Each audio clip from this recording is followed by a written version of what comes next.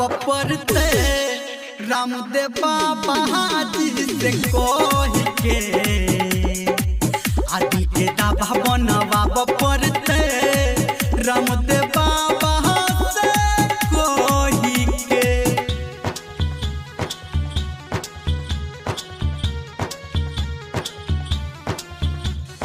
DJ Manish Raxaul.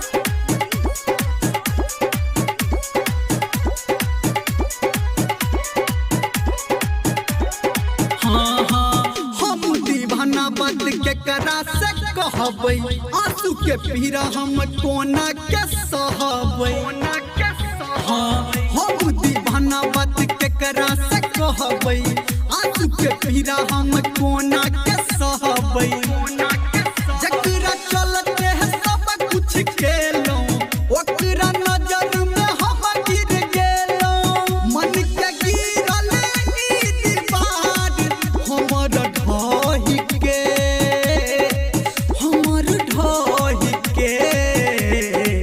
आदि के दावा बनवाब पड़ते रामदेव बाबा जी से कह के आदि के दावा बनवाब पड़ते रामदेव बाबा से कह के।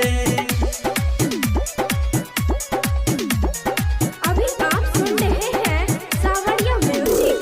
डीजे मनीष रक्सौल।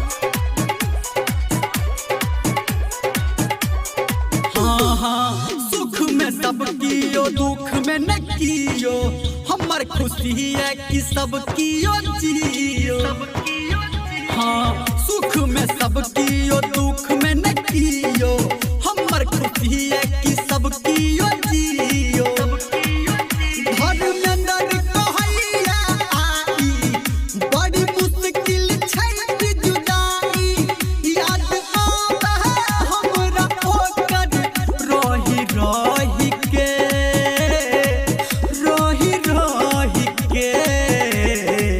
आदि के दावा बनवाब पड़ते रामदेव बाबा जी से कह के आदि के दावा बनवाब पड़ते।